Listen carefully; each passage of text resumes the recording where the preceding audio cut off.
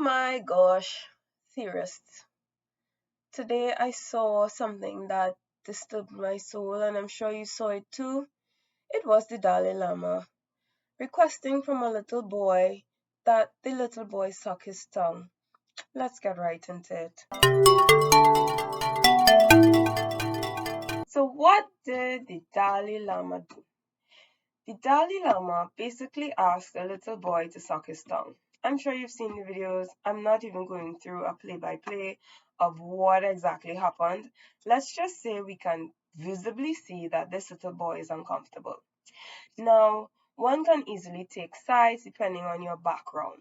I do not want to take sides because I do not have an understanding of their culture. But I would also say that the excuses that are being made by those who support him seems a little bit off.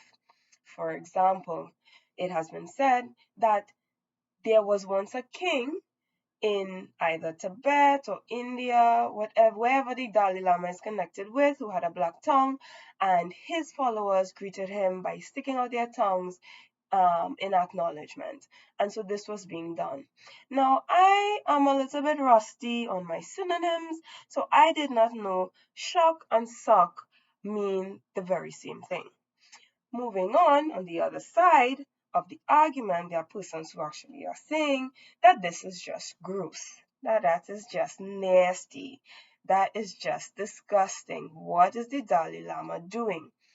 Now, as a third party, I can make my judgments. Of course, I can make my judgments.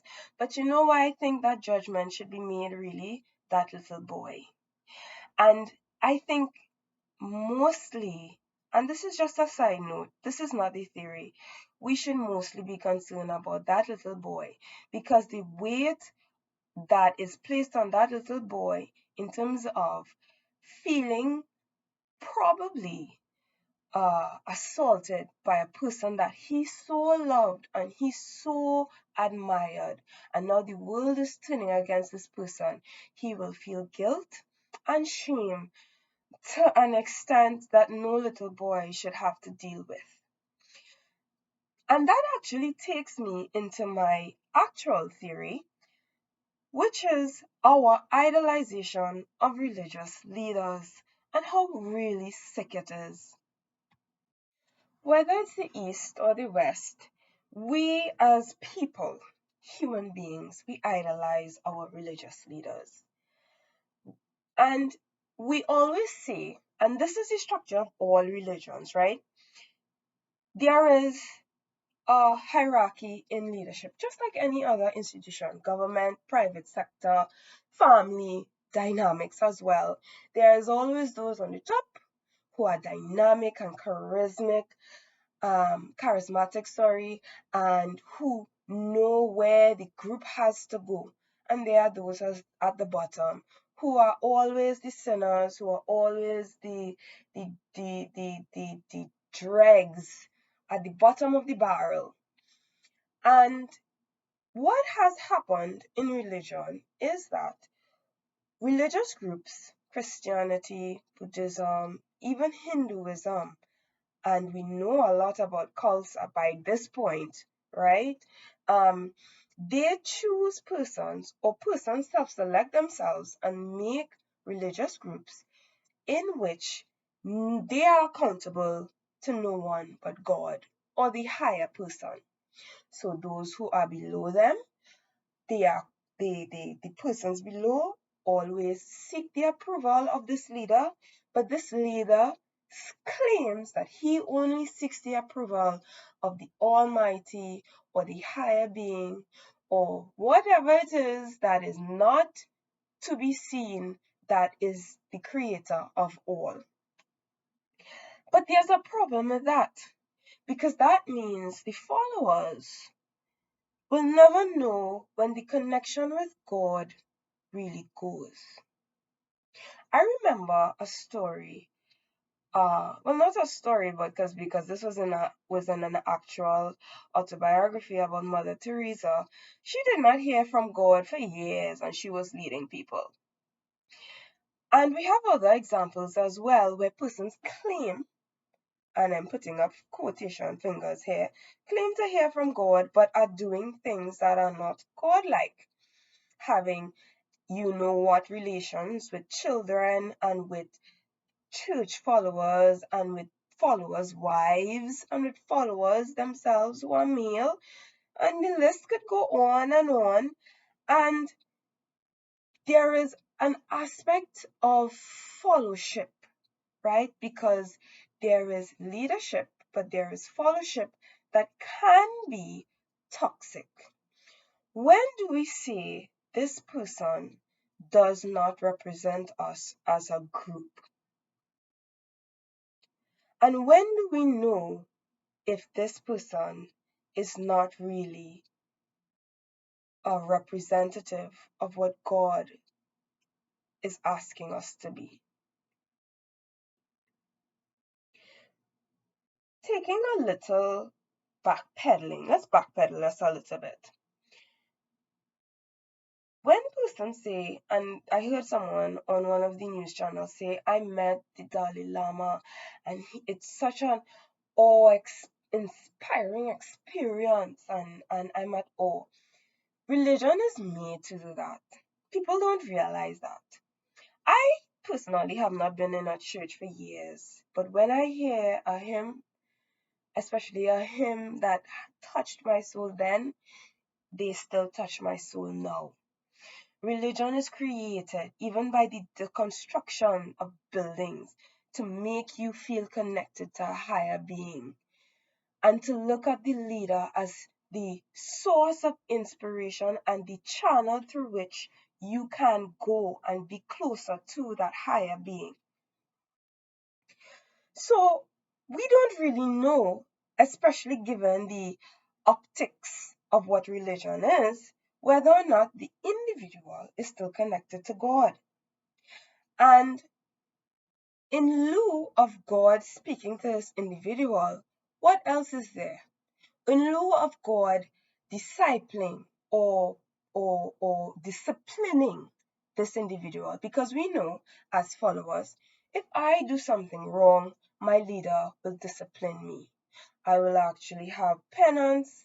I will have to go and say prayers. I will have to go and do volunteer work. Whatever they tell me I must do, I do. But who tells the leader what to do when they do wrong?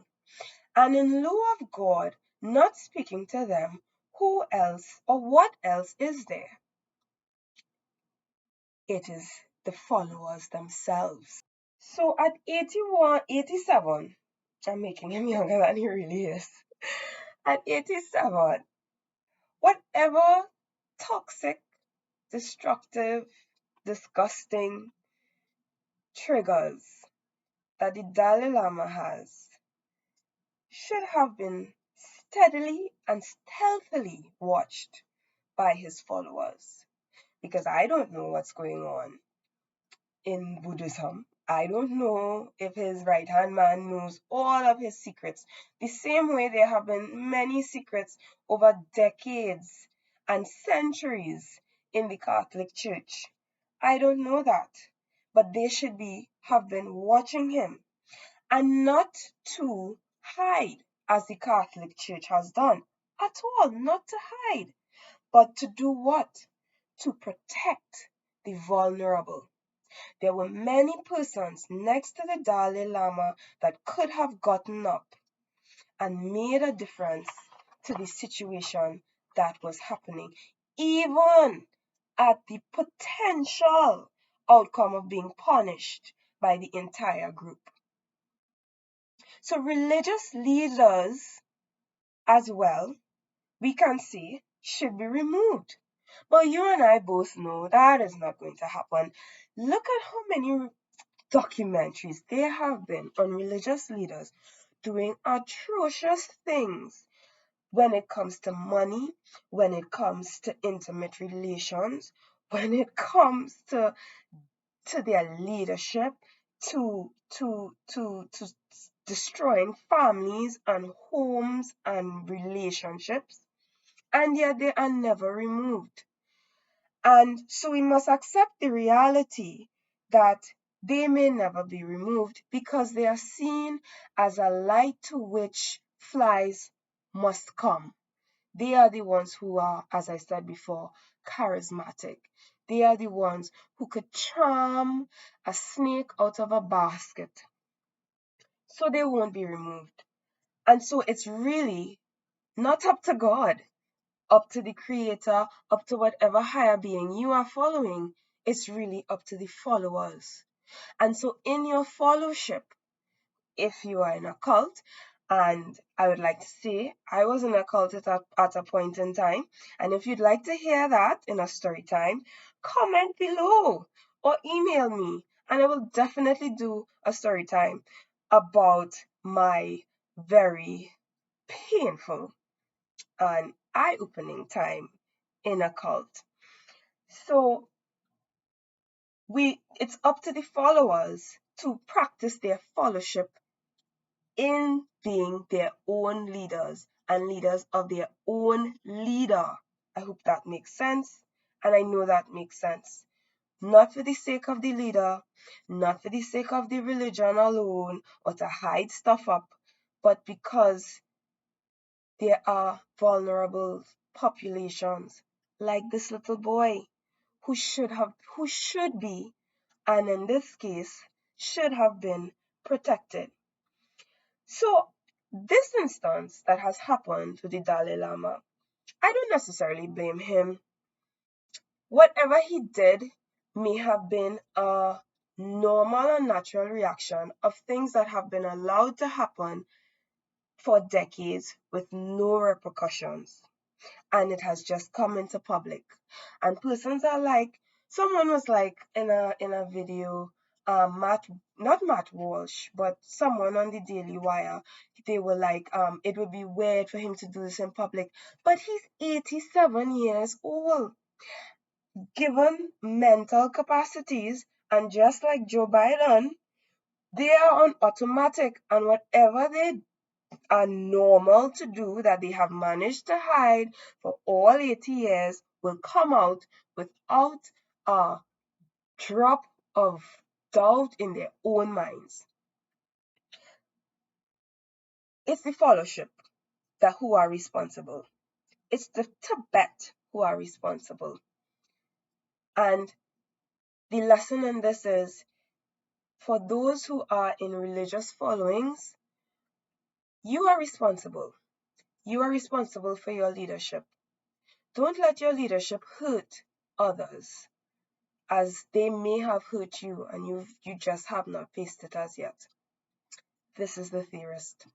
Click the notification button to keep up, like and subscribe so you can hear more theories. Bye.